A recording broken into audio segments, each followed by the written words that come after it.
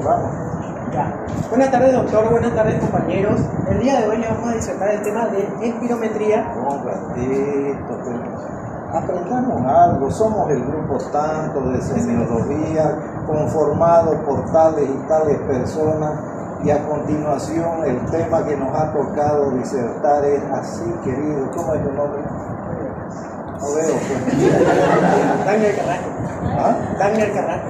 Carrasco. Sí, ya.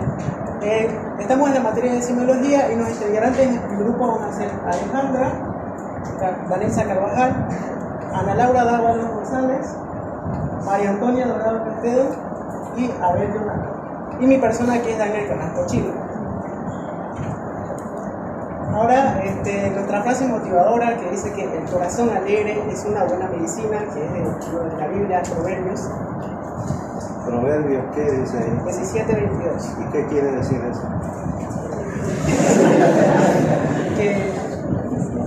¿Qué quiere decir eso el 17:22? El capítulo 17 del versículo 17 del capítulo 22. El capítulo 17 del versículo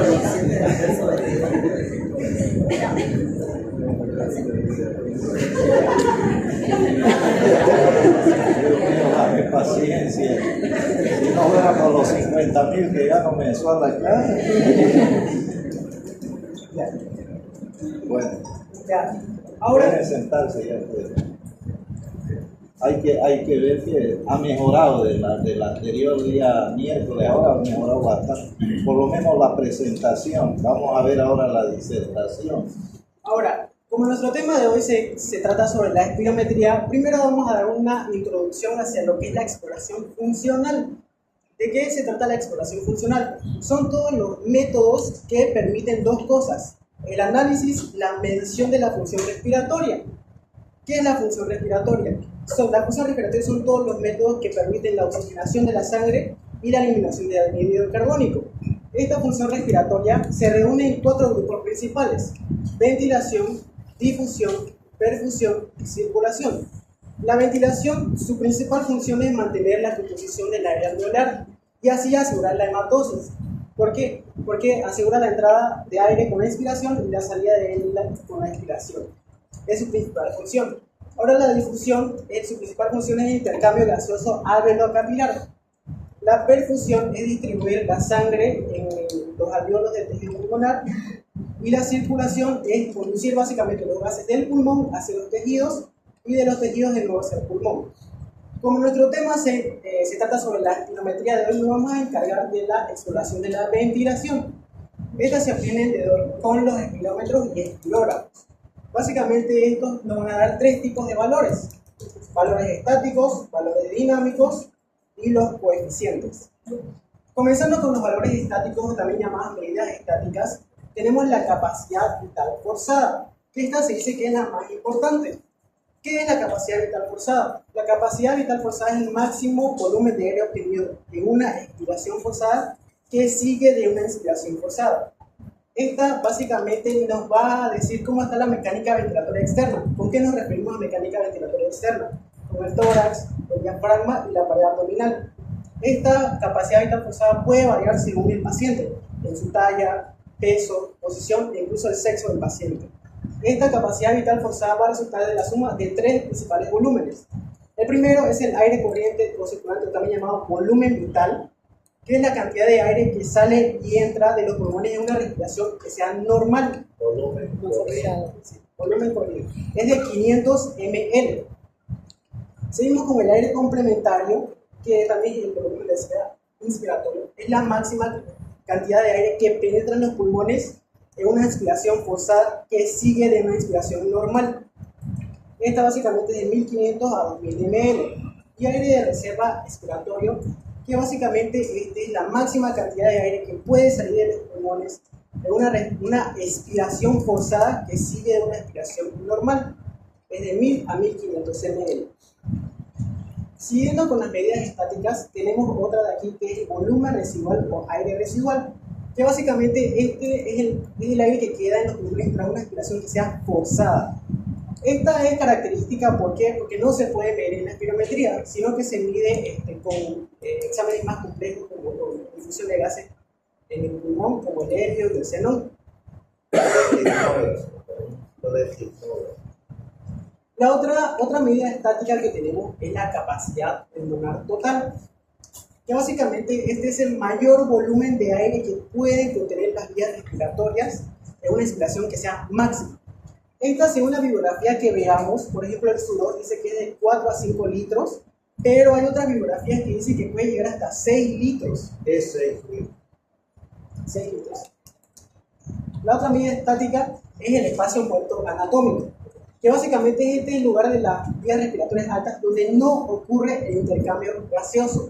Esto es importante para ver después las medidas dinámicas. Es importante el valor que varía de tanto hombre como mujer. En mujeres de 100 ml y en hombres de 150 ml. Entonces, ¿qué había sido el espacio muerto? El lugar de las vías respiratorias donde no hay intercambio gaseoso. No hay El difusión. aire que está contenido dentro de la vía respiratoria, donde no hay intercambio gaseoso. Y el próximo medida estática, que es la última medida estática, que es el espacio muerto fisiológico. Y esta básicamente es la suma del espacio muerto anatómico anteriormente dicho, más el volumen de aire que llega a estos alveolos que están bien ventilados, pero no perfundidos o mal perfundidos. Este espacio muerto fisiológico en sus valores normales es mínimo.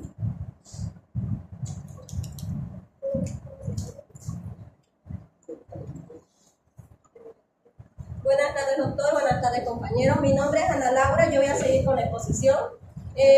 Para poder seguir, primero voy a dar un resumen de lo que explicó el compañero. Empezamos con lo que es la exploración funcional, que está compuesto con 4 puntos. Con la ventilación, la perfusión, la ventilación, difusión, perfusión y la circulación. Después seguimos con lo que es la exploración de la ventilación.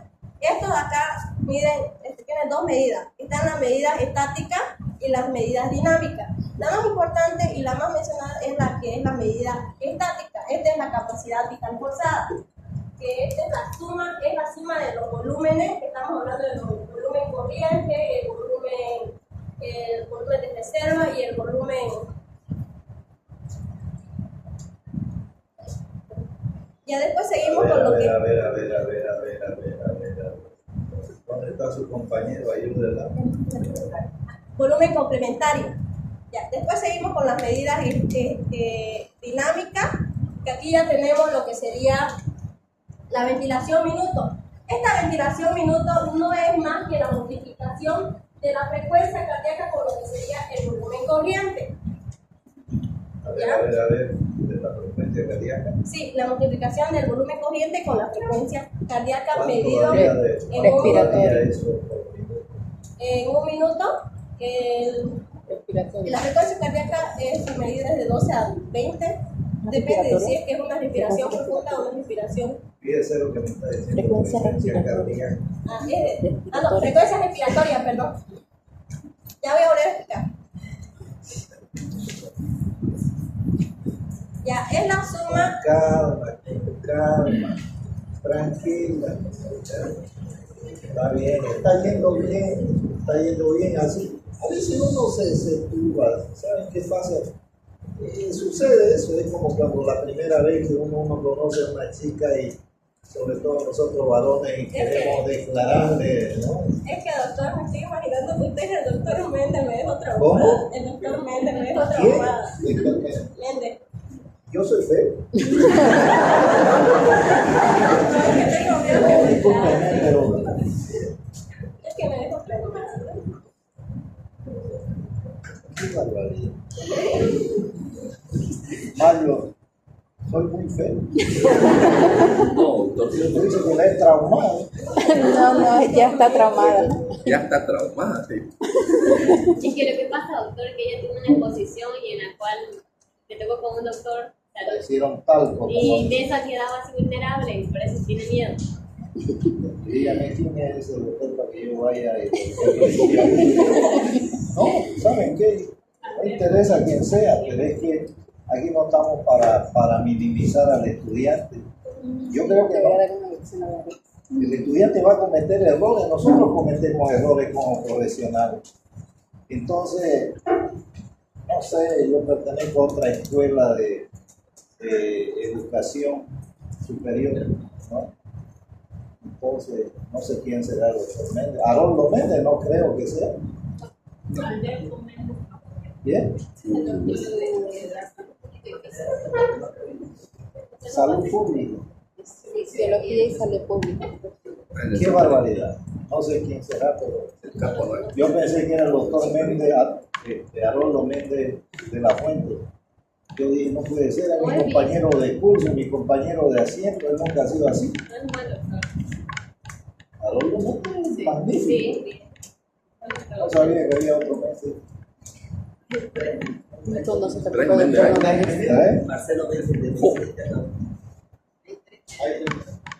Qué hombre.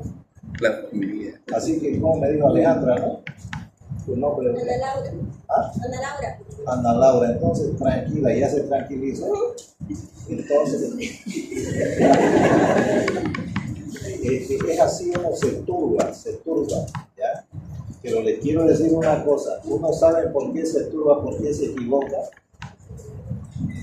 No estoy diciéndolo por usted, porque uno no está seguro de lo que está diciendo, ¿ya?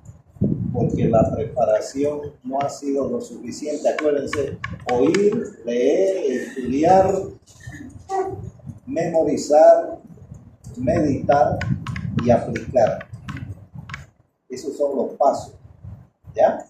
¿Ya está más tranquilo? ¿Me parezco al doctor Méndez? No. Ah, bueno, espero que la puedo demandar por eso. Ya. Voy a volver a explicar lo que es la ventilación minuto. Es la multiplicación de lo que sería el volumen corriente por la frecuencia respiratoria en un minuto. Esto también es llamado lo que sería la ventilación pulmonar externa. Su valor normal varía entre 5.000 a 12.000 ml por minuto. O sea, lo que hacemos así, ¿no? Entraron 500 y lo multiplicamos por la frecuencia respiratoria, ¿no es por cierto? 2. Muy bien. Ya. En la ventilación pulmonar es todo el aire que ingresa y sale de los pulmones. En la ventilación alveolar tenemos el aire que participa en lo que es el intercambio gaseoso. Aquí no se toma en cuenta en lo que es el espacio muerto, como ya explicó mi compañero. El espacio muerto es todo el aire que no cubre lo que es el intercambio gaseoso. Aquí también explica lo que es el espacio muerto, como ya expliqué, y después tenemos en lo que es en ejemplos como en enfermedades obstructivas, lo que es el espacio muerto va a aumentar y lo que es en la ventilación alveolar va a disminuir. Una de las enfermedades obstructivas tenemos enfisema, después tenemos EPO y eso. A ver un ratito, esto es importante. La introducción que ellos han hecho me parece muy bien, ¿ya? Pero esto lo van a ver toda la vida ustedes, las patologías o enfermedades obstructivas. Se llama EPOC, enfermedad pulmonar obstructiva crónica. Antiguamente se lo dividía en enfisema y bronquitis crónica. Se juntaron esas dos enfermedades y salió el EPOC, enfermedad pulmonar obstructiva crónica. Pero hay pacientes que son más enfisematosos que bronquíticos crónicos y hay pacientes más bronquíticos crónicos que enfisematosos. A ellos les ha tocado un tema apasionante como es hablar de espirometría, porque eso es el gol estándar para diagnosticar patología obstructiva. De aquí para adelante, cuando sus compañeros hablen de enfermedades obstructivas del pulmón, obviamente, se van a referir a la enfermedad pulmonar obstructiva crónica y asma bronquial o asma bronquítica o bronquitis asmática. Tiene múltiples nombres, pero asma bronquial es el nombre, digamos así, que se adecua a la nomenclatura. Entonces, a ver, vamos a ver si es que ha surtido efecto. Cuando hablamos de procesos obstructivos, ¿de qué estamos hablando? enfermedades El EPOC y enfisema y asma. ¿O ves? El EPOC conformado por dos patologías, enfisema, bronquitis crónica. ¿Dio para entender? Sí. Excelente. De aquí van a salir los neumólogos. Bueno, vamos. En la ventilación la ventilación alveolar varía con la profundidad de la frecuencia de las respiraciones, es decir, que las respiraciones pueden ser profundas o superficiales.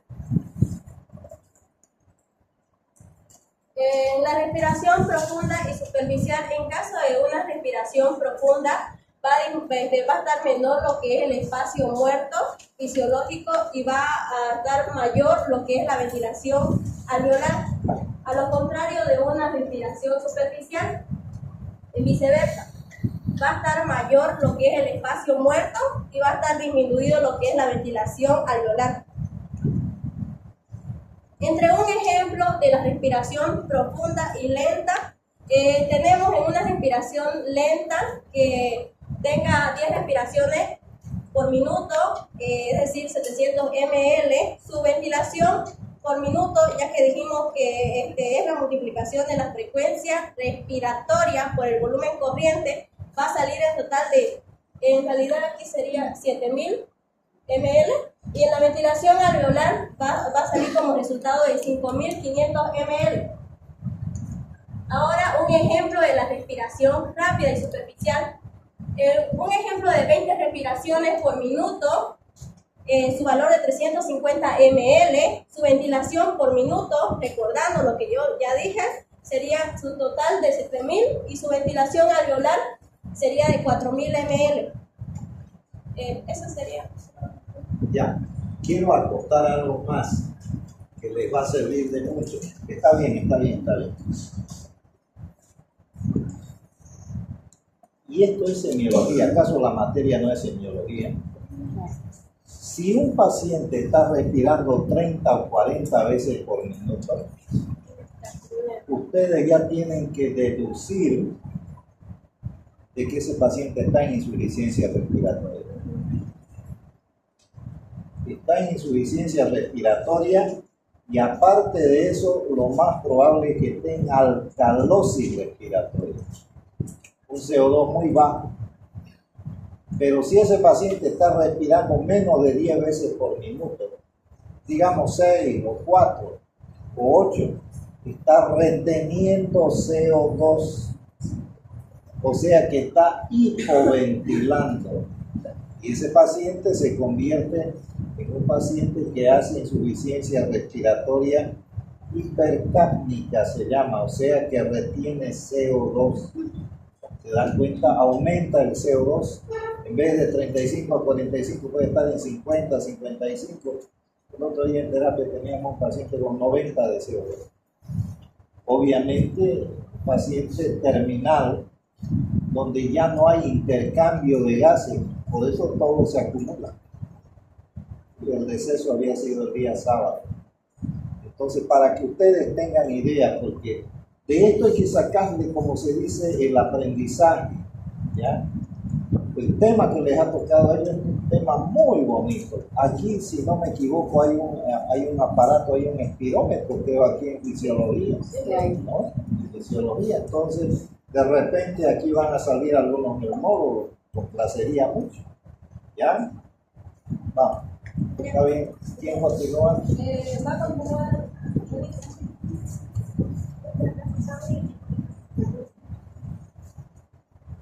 ¿Me parezco a ese doctor Méndez? Me han traumado. No pasé con él.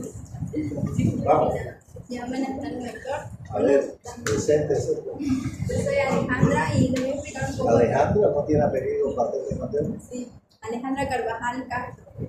Y puede gritar aquí usted si quiere, hable fuerte, ¿ya? No hay problema, yo sé que usted es una persona bien suave, delicadita, todo eso, pero ahora va a hablar fuerte, va a hablar como mujer, ¿ya? Que a los hombres nos dicen, ¿por qué hablas tan bajito? Habla como hombre. Ya, vamos. Ya, yo les voy a hablar un poco de lo que es la traqueotomía y la ventilación alveolar. Para empezar, la traqueotomía es una intervención quirúrgica que se realiza a un paciente, como pueden ver acá, una incisión en la tráquea para ayudar a lo que es la respiración. Sí, así, ok. Entonces, las ventajas de la traqueotomía es que, bueno, una que reduce el espacio muerto, que ya me explicó mi compañero, es el aire en el cual no se hace el intercambio gaseoso, mejora la ventilación alveolar, facilita la respiración de secreciones, y como pueden ver acá, es una incisión para facilitar, sobre todo esta intervención se lo realiza a pacientes que tienen dificultad respiratoria prolongada. Y también les voy a hablar sobre la capacidad respiratoria máxima. Es el máximo volumen inhalado por minuto con esfuerzo máximo. Y los valores están entre 80 a 120 litros. Por minuto. Sí, por minuto. Sí. El volumen expiratorio máximo en el primer segundo. Respiración forzada. Es el volumen de aire expulsado en el primer segundo de una expiración forzada. En esto podemos ver lo que es la prueba de Tiefenau. Tifenol, se lee tifenol. Tifeneau se escribe, se lee tifenol. ¿Ya? Y los valores van entre 75 a 80, estamos hablando de los valores normales de la capacidad total. La importancia clínica, lo que es el volumen de expiración máximo en el primer segundo, indica la capacidad ventilatoria del parénquima, pulmonar y bronquio. Y cuando hay valores bajos, podemos indicar que hay enfermedades obstructivas como el enfisema, el EPOC y asma bronquial. Menciona el doctor que son las enfermedades que mayormente se ven en lo que es las vías respiratorias. Y aquí podemos ver el índice TIFO, Tifenol.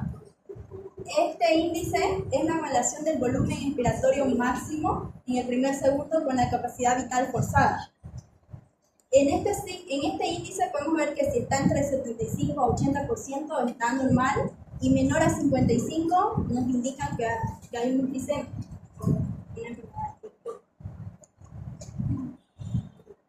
Y aquí la evaluación post-aerosoles, después de que se le administra un aerosol al paciente, en la prueba de aleudrina, podemos ver que hay un aumento del volumen expiratorio máximo en el primer segundo, mayor o igual al 10%, nos indica una respuesta positiva en el paciente.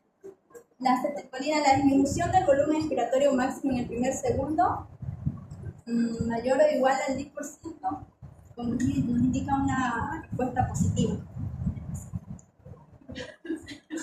La hipersensibilidad específica es la inhalación de alergenos y en la inhalación de alergenos podemos ver la respuesta del broncoconstrictora.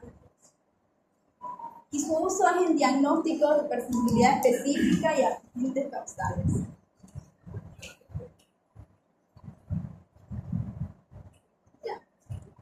La broncoespirometría es utilizada para evaluar la función pulmonar, para detectar lo que son, ya sean patologías en las vías respiratorias. Es el registro separado y simultáneo de la función de cada pulmón, usando una sonda de doble luz. Y el uso de la broncoespirometría lo utilizamos en preoperatorio en pacientes con función pulmonar comprometida. Si es que en su clínica podemos observar que este paciente tiene o se sospecha de que hay una patología que compromete las vías respiratorias. Y lo normal está en 55% en el pulmón derecho y 45% en el pulmón izquierdo.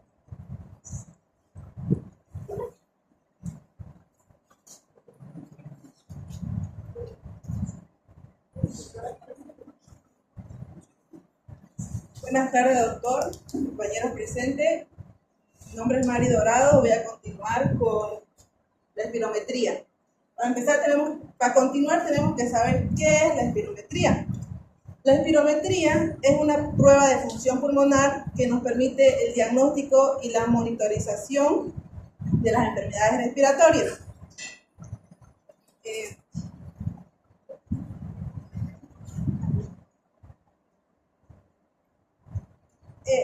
Las enfermedades respiratorias. Esta nos muestra lo que un individuo es capaz de inhalar y exhalar en función del tiempo.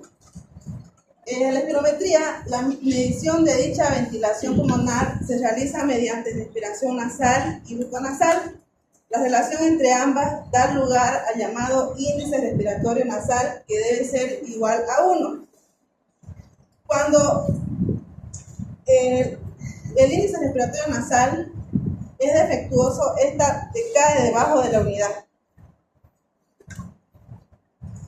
Métodos y medición de técnicas. Los primitivos dispositivos utilizados fueron los espirómetros de desplazamiento de volumen, como los de campana que tenemos aquí y el de fuel, que hacían y poseleían medir el volumen del aire en función del tiempo. Con el tiempo fueron apareciendo más dispositivos como el neumocartógrafo, permitiéndonos el resultado del volumen del aire y el resultado del flujo, volumen e inspiración e expiración, dándonos un resultado en la curva flujo-volumen. El registro de esta medición es la curva de volumen-tiempo. La maniobra comienza con una inhalación máxima de aire, seguida mediante por una exhalación realizada de forma rápida y también máxima. Se debe estimular al paciente para que respire de manera más rápida y completa posible. Esta maniobra se debe aplicar mínimo como 3 veces. Antes, está yendo bien. ¿Va a hablar de la técnica? No. Ya, pero más o menos así de ahí. Y luego, botar de una sola vez con la mayor fuerza posible. Ahí es donde van a medir eso que llamaron el flujo expiratorio forzado del primer segundo, porque mide todo el aire que sale en el primer segundo. ¿Ya? En el libro ese que están leyendo, probablemente es de ediciones antiguas, porque el punto de corte es 70. Todo lo que está por debajo del 70 del índice de antifenol es obstructivo. ¿Ya? Eso es importante saberlo. Entonces recuerden, al paciente ustedes le colocan una pinza en la nariz, lo hacen meter aire lo más que pueda y luego lo hacen soplar con fuerza.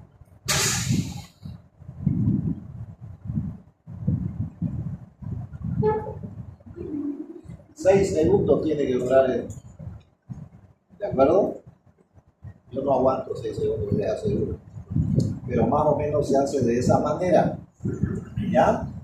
Siga.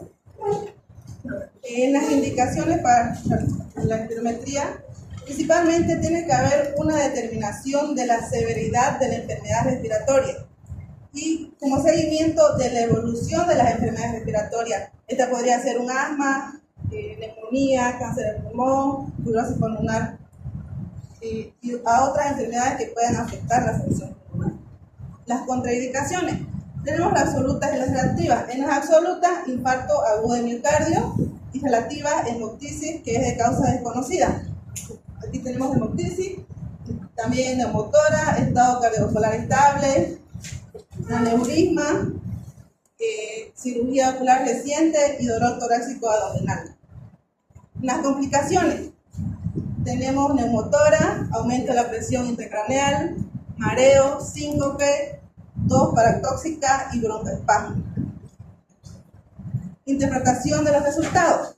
Se obtiene 2 tipos de registros: curva de volumen-tiempo y la curva de flujo-volumen.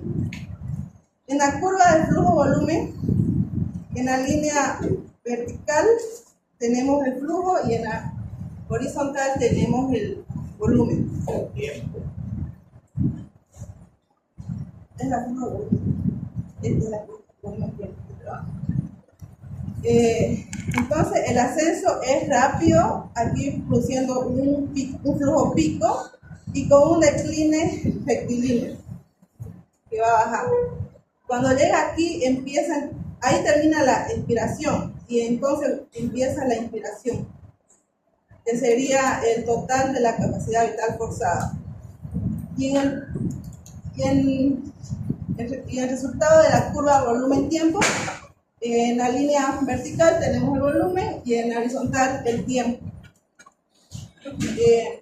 Aquí, este espacio de aquí a acá nos muestra el volumen expiratorio forzado en un segundo.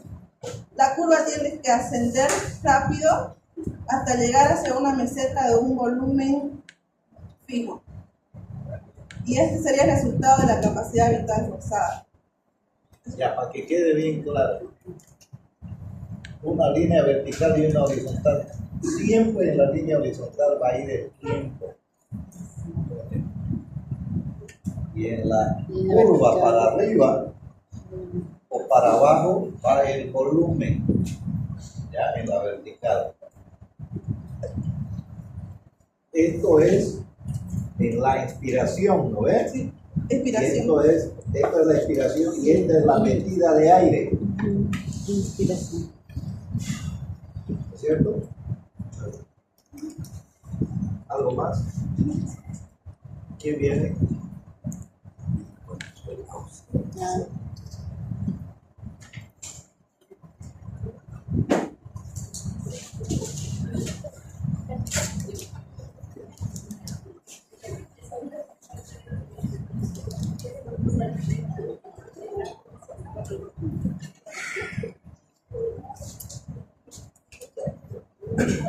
Buenas tardes, compañeros, buenas tardes, doctor. Voy a continuar. Yo me llamo. Buenas tardes, compañeros, buenas tardes, estimado doctor. Mi nombre es Abel Jonathan Coca de Ladillo. Soy estudiante de semiología médica del grupo B. Continuando con la exposición sobre la espirometría, voy a hablar o voy a explicar acerca de cómo podemos interpretar los resultados. Como vemos aquí hay unas gráficas, o son curvas en realidad, nos indican el flujo volumen en este inciso que es el A, y en el inciso B nos va a mostrar el volumen tiempo, ¿no? Donde esta dimensión, como podemos decir, este lado que es horizontal nos indica el tiempo en segundos, y este lado vertical esta dirección vertical nos va a indicar el volumen en litros, ¿no?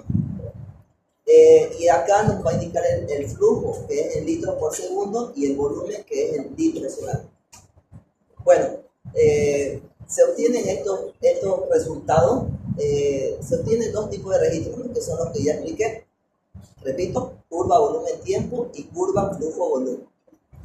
Como ven acá, ¿no? Aquí ven que está elevándose hasta 12 litros por segundo. Este es el punto máximo fijo. Y luego desciende hasta llegar a 6 litros. Aquí vemos que marca el volumen expiratorio forzado del primer segundo, que es aproximadamente en 4 litros y medio, que es la expiración, ¿no? Cuando ya exhalamos. Bueno, después aquí vemos la capacidad vital forzada, que va a ir desde lo que es el inicio del flujo, de lo que va a ser el flujo, ¿no? Hasta lo que va a ser el tope donde termina la expiración, ¿no? Que es más o menos entre 6 litros, 5 a 6 litros, que sería la inspiración, ¿no? Inspiración. Y lo que es esta curva del volumen-tiempo, vemos acá que está marcando un tope máximo ya de aproximadamente casi 6 litros, y va a llegar hasta, o sea, en un tiempo de 9 segundos. Eso es lo que, como decíamos, 6 litros, 9 segundos. Bueno, continuando, tenemos aquí los datos espirométricos de mayor relevancia, o sea, lo más importante, entre los cuales están los siguientes. Está la capacidad vital forzada, o CVF, que lo podemos, como vimos, lo podemos ver acá, ¿no? Capacidad vital forzada. Tenemos también el volumen expiratorio forzado, o también llamado VMS, ¿no? El volumen expiratorio máximo del primer segundo. Y tenemos el cociente entre ambos, que sería el índice de Tiefenau, que es el volumen expiratorio forzado o máximo del primer segundo sobre la capacidad vital forzada. Y lo podemos ver acá, graficado de esta forma, ¿no? Donde indica esta dirección vertical, como decía antes, reitero, que es el volumen por tiempo, ¿no? ¿Cuántos litros en cuánto tiempo va a expulsar? Muy bien. Ahora bien, quisiera que me pongan atención en esta diapositiva en especial, que es muy importante. Más allá de que va a entrar el examen, sino para toda la vida, yo creo que nos va a servir, porque son los patrones espirométricos. Espero no redundar en esto, pero es importante, la verdad, porque dice, se puede detectar 3 tipos básicos de efectos, ¿no? Ventilatorios. Tenemos los patrones obstructivos, patrones restrictivos y el patrón mixto. En el patrón obstructivo, o sea, ¿cuál es el patrón obstructivo acá? Nos indica que en la capacidad vital forzada, que siendo su valor normal de 5 litros, nos indica que es un patrón obstructivo cuando está normal. Nos indica que es un patrón obstructivo en el volumen, volumen de expiración forzada del primer segundo, o máxima del primer segundo, cuando está disminuida o menos de 4 litros, que sería su valor normal. Y nos va a indicar un índice de Tiefenau, o sea, un patrón obstructivo cuando el índice de Tiefenau, mejor dicho, está disminuido o sea menos del 80%, que es su valor normal. Nos indica menor a 55% un enfisema. ¿Cuándo es patrón restrictivo? Cuando la capacidad vital forzada está disminuida o es menos a 5 litros. También cuando el volumen expiratorio forzado o máximo del primer segundo está disminuido o está menos de 4 litros. Y cuando el índice de Tiefenau, para decirlo de forma más simplificada, está normal o aumentado. Sí. Y cuando, sí, gracias, doctor. Y cuando nos va a indicar un patrón mixto, cuando tanto la capacidad vital forzada, el volumen expiratorio forzado máximo del primer segundo y el índice de Tiefenau están todos disminuidos. Ahora, ¿cuáles son las enfermedades de tipo obstructiva? Principalmente está lo que es la bronquiolitis, lo que es la enfisema, el EPOC y el asma. Y enfermedades restrictivas tenemos algunas, por ejemplo, se encuentra lo que son la neumoconiosis, la obesidad también, entre otros. Sobre todo. Sobre la fibrosis pulmonar. Sí, sobre todo la fibrosis pulmonar. Restrictivas. Gracias. Bueno, aquí vamos a ver nuevamente gráficos, ¿no? Miren aquí, es fácil. Sabemos muy bien por anatomía que cuando algo está así elevado es cóncavo, pero convexo, ¿cierto? Y cuando algo está así como hundido o deprimido es algo cóncavo, ¿no es cierto? Entonces, en esta gráfica, que vemos también nuevamente lo que son las dimensiones volumen, tiempo, en este patrón obstructivo, ¿cómo nos damos cuenta, ¿no? que es así? Cuando vemos acá una, por así decirlo, entre comillas, pancita, que va más o menos hasta lo que es los 5, casi 6 segundos, ¿no? Un poco más. Entonces, esto nos indica, para empezar, que la capacidad vital forzada está normal, ¿no? Porque dice el aire tarda más en salir, por lo tanto el inicio de la curva no es tan vertical como debería ser. Y aquí vemos la pancita que se forma aquí, que es de tipo convexo. Después aquí abajo en este gráfico nos indica que cuanto mayor sea lo que se va a formar aquí, más o menos como entre comillas su pancita, mientras mayor sea, mayor es el grado de obstrucción, ¿no? Entonces aquí vemos la dimensión flujo-volumen, a diferencia de esta que es volumen-tiempo. Aquí miren, nos dice que hay una pancita, pero ya no está convexa, ¿no? Sino está, o sea, presenta una concavidad, ¿no? Y va a ir disminuyendo, bajando. Entonces eso nos va a indicar que al paciente le cuesta exhalar o expulsar todo el aire contenido. Pero vemos también que su capacidad vital forzada es normal, ¿no? a ser normal. Ahora el patrón restrictivo, a diferencia de este, nos va a indicar, es parecida, dice, a una curva normal, pero aquí ven, miren, es más chiquita. Es más chiquita, ¿no? Justamente donde va a marcar, porque está comprometida la capacidad de los pulmones, ¿ya? Por eso es que la capacidad vital forzada va a estar disminuida, porque aquí vieron que esto es normal, ¿no es cierto? Pero aquí ya no, va a estar más pequeña, ¿no? Porque justamente, reitero, porque va a haber compromiso de la capacidad pulmonar. Ahora aquí vamos a ver una curva ya no que tiene convexidad o pancita, ni concavidad, sino va a estar como picuda, como dice acá. Entonces, en este gráfico que nos indica las dimensiones flujo-volumen, va a haber la curva está picuda, ¿por qué? Porque va a haber una disminución de la capacidad vital forzada, ¿ya? Quiere decir, o sea, la curva se grafica más estrecha, por eso está, miren, solamente va a estar 1 litro, ¿no? Entonces, porque mayor va a ser el grado de restricción, ¿ya? Pues va a estar restringido. Ahora vemos aquí un patrón mixto.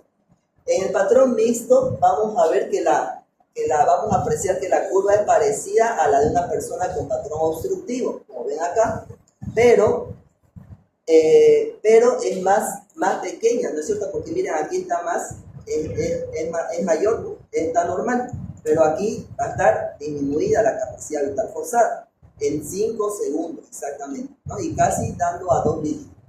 Ahora aquí en la curva, en esta gráfica, vamos a ver que la curva está también chiquita y está picuda, ¿no? Igual como acá estaba picuda. Entonces, ¿por qué? O sea, porque puede presentar la concavidad, ¿vieron acá? Ahí la concavidad. No está así como acá, ¿no es cierto? Convexo, sino va a estar cóncavo, ¿no es cierto? Y aquí ya la capacidad vital forzada va a estar disminuida, a diferencia de acá que estaba normal, mejor dicho acá, en el obstructivo. Entonces, esto va a ser un patrón mixto, ¿no? Por eso dice, puede presentar concavidad característica del patrón obstructivo. Por eso es que es mixto, no tiene ambos de las dos. Ahora vamos a ver aquí las pruebas broncodilatadoras. Vamos a ver acá, ¿qué es una prueba broncodilatadora? ¿No? Aquí nos dicen dilatadora es algo que se va a extender, ¿no es cierto? Va a expandirse. Es lo contrario a lo que va a estar contraído. Entonces, la prueba broncodilatadora es un procedimiento que se utiliza para evaluar la función de los pulmones o la función pulmonar y va a determinar si hay modificaciones de salida de aire de los pulmones después de administrar medicamentos, como por ejemplo el salbutamol, ¿no? Que es un medicamento broncodilatador que va a abrir los bronquios, tiene una función broncodilatadora. Ahora, ¿en qué consiste la prueba? La prueba va a consistir en que, previo a esto, se tiene que hacer una espirometría, ¿ya? Entonces, va a medir los cambios que se producen en una espirometría basal luego de administrar un broncodilatador. Si la espirometría va a mejorar, ¿no? Los resultados, nos indica de que el paciente tiene asma, ¿ya? Bien, ahora, ¿cuándo se solicita esta prueba? Esta prueba se va a solicitar para ver básicamente si una persona tiene asma, ¿no? Es la principal razón por la cual se solicita. Como les decía, ¿no? Si hay una mejoría apreciable una vez realizada la espirometría, entonces nos va a confirmar que el paciente tiene asma, ¿ya? Reitero. Ahora, ¿cómo se lo prepara el paciente? Para empezar, el paciente tiene que estar en una situación clínica estable. O sea, el paciente no tiene que tener algún malestar general, ¿no es cierto? Tiene que estar cómodo. Y también el paciente no debe tomar ningún medicamento broncodilatador o especialmente inhaladores, ¿no? Que le abran los bronquios. Por lo menos unas 12 horas, ¿no? Antes de que se realice la prueba, ¿ya? Ahora vamos a ver cómo se realiza la prueba. Ya vemos, ¿no? En qué consiste la prueba, que es junto con la espirometría, cuándo se solicita para ver si el paciente tiene asma y cómo se lo prepara el paciente, que esté en buen estado general y también que esté cómodo y que el paciente no consuma ningún medicamento broncodilatador. Ahora, ¿cuándo, o mejor dicho, cómo vamos a realizar esta prueba? Vamos a realizar esta prueba de 30 a 45 minutos después de realizar una espirometría, ¿ya? Y vamos a comparar ambas pruebas, ¿no? Ahora, ¿cuáles son los efectos adversos de hacer una prueba broncodilatadora? Principalmente estaría lo que es el mareo en el paciente, va a dejarle un mal sabor de boca, va a tener una ligera taquicardia y también va a presentar temblor. Ahora, ¿cuáles son los resultados de la prueba broncodilatadora? Los resultados serían, o sea, ¿cuándo nos indica que esta prueba es positiva? Nos va a indicar que es positiva cuando el volumen de expiración forzada en el primer segundo está un 12% más, ¿no?, de lo normal, o sea, un 12% o más. También nos va a indicar que es positiva esta prueba cuando hay un 200 mililitros por encima del valor basal. O sea, el valor basal es el valor básico, ¿no?, donde empieza, digamos, está la base. Y por último, nos va a indicar que la perfusión supera a los 60 litros por minuto o supera el 20%. Muchas gracias. Bueno,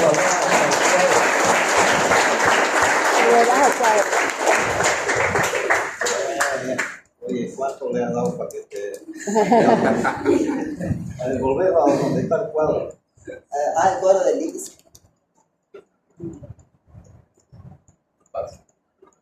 Yo lo dejo atrás. Por aquí. Eso. Bueno. Crónica de una pregunta anunciada. Dame tu computador. A ver, parece complejo, mas no es. El principal, digamos, punto que siempre tenemos que ver nosotros es que las cosas no son difíciles. Nosotros pensamos que son difíciles. Pero cuando ya las realizamos, las hacemos, nos damos cuenta que no era así. Punto 1. ¿Para qué sirve la espirometría? ¿O qué es la espirometría? Es la medición o la medida de volúmenes y capacidades pulmonares. Punto 1. ¿Para qué sirve? Es el gold estándar para diagnosticar procesos obstructivos y restrictivos. ¿Cuáles son los obstructivos? EPOC y asma. ¿Ya? El EPOC viene a estar constituido por lo que antes se decía enfisema y bronquitis crónica. Se juntaron esas dos enfermedades y surgió el EPOC, porque ambas son obstructivas, ¿ya? Y el asma también es obstructivo. Hay dos enfermedades que ellos no han mencionado, que es la mucoviscidosis y la bronquiectasia, que también son obstructivas. ¿Cuál es el problema? Que para la mucoviscidosis el diagnóstico es genético, ¿ya? Es una enfermedad genética, autosómica. Y en la bronquiectasia, la forma de diagnosticar actualmente, antes se hacía con un material de contraste que se llamaba broncografía, ahora se hace una tomografía, es más rápido. Pero volviendo a los procesos obstructivos, asma y EPOC, ustedes lo que tienen que aprender son estas tres cosas: el volumen expiratorio forzado del primer segundo, la capacidad vital forzada y la relación entre las dos, que se llama también índice de Tifeneau se escribe. A mí me gusta ese nombre, otros lo aborrecen ese nombre, pero otros dicen solamente relación entre las dos anteriores. Está bien, pero yo creo que a todo hay que darle nombre. Muy bien, yo le hago una espirometría a un paciente. ¿Cómo la tengo que interpretar o tengo qué es lo que va a suceder ahí? O tiene un proceso obstructivo o no tiene, ¿no es cierto? ¿Sí o no? O es normal o no es normal.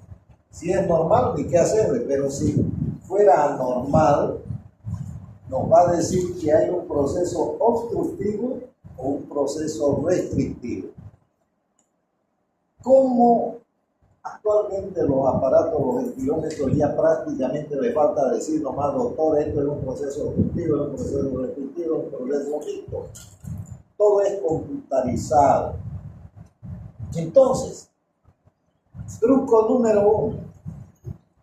Si yo le preguntara, por ejemplo, que mi paciente tiene un índice de tifenol que está disminuido, porque aparecen los números ahí, aparecen en rojo todavía en el informe, y le hace ver que está disminuido, menos del 70%, igual o menos del 70%. Entonces, en un proceso obstructivo siempre este índice de tifenol está disminuido.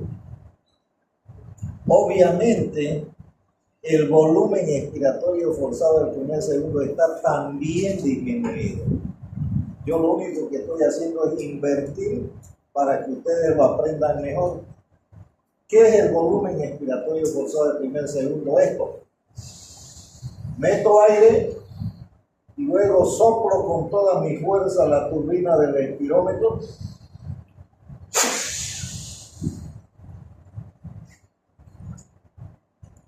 Durante 6 segundos. Y ahí acabó la prueba. ¿Ya? Para medir la inspiración, que es la curva que va por debajo, lo que hace uno es lo mismo. Así vean.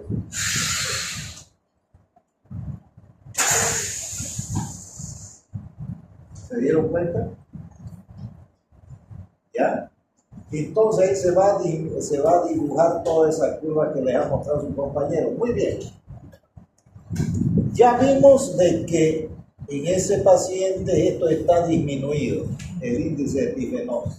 Sabemos que es un proceso obstructivo, pero no sabemos si es asma o es EPOC. ¿Ya? ¿Qué tengo que hacer para saber eso?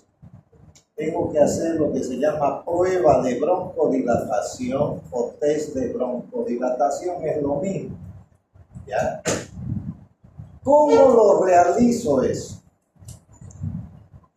Después de 15 minutos, media hora, 1 hora, le hago una nueva espirometría, pero previo 2 bombeadas de salbutamol. Se puede utilizar cualquier otro broncodilatador de acción corta, pero lo que casi siempre hay es salbutamol. Entonces, 2 bombeadas de salbutamol, aguardo 15 minutos y le hago una nueva espirometría. Y comparo la primera con la segunda. Presten atención. Si mi paciente mejoró 12% o más, o 200 ml o más, esa es una prueba de broncodilatación positiva. Mi paciente, aunque no lo quiera, es asmático, porque tiene prueba de broncodilatación positiva. Si ese paciente no mejoró nada, lo que sucede es eso, ese paciente tiene un EPOC puro, se lo encuentra. Pero si ese paciente, en vez de mejorar 200, mejoró 100, por decir así, o 120 o 140, pero no mejoró 200 o más, o mejoró en vez de 12%, 10%, 8%, 6%, ese es un proceso mixto. ¿Por qué? Porque ha mejorado a medias. ¿Yo para entender? ¿Sí? Fácil, ¿no ves? Entonces, por eso es que yo les sugiero de que hagan ese pequeño truco. Primero, fíjense aquí, el volumen expiratorio forzado primer segundo sobre capacidad vital forzada está disminuido, es obstructivo. Ah, ¿y cómo está el volumen expiratorio forzado? Tiene que estar disminuido también, porque es obstructivo. ¿De acuerdo? Muy bien. Ese paciente, vieron que el índice de difenol está normal o aumentado, porque puede estar aumentado, pero nunca puede estar disminuido. En los procesos restrictivos, el índice de difenol siempre está o normal o aumentado. ¿De acuerdo? ¿Ya? ¿Correcto? Y en el mixto, lo que acabamos de decir, todo está disminuido. ¿Ya? Hay un proceso mixto, hay una combinación, si se quiere. ¿Ya? Eso es lo que necesitan saber ustedes, no necesito que sepan. Que quieran profundizar más, no hay ningún problema, pero es eso lo que ustedes, cumpliendo el perfil del médico que se forma aquí en la Universidad de Javier Jiménez Moreno, carrera de medicina, eso tienen que saber. ¿Capiz? ¿Seguro? Bueno, creo que ¿está entendido esto? Sí. ¿Seguro? Sí. ¿Hay alguna duda? ¿Hay alguien que dude? No hay ningún problema, levante la mano y repetimos lo que tengamos que repetir. Bueno, pero no me digan que soy feo. Ya se pasaron. Todos los hombres somos feos, pero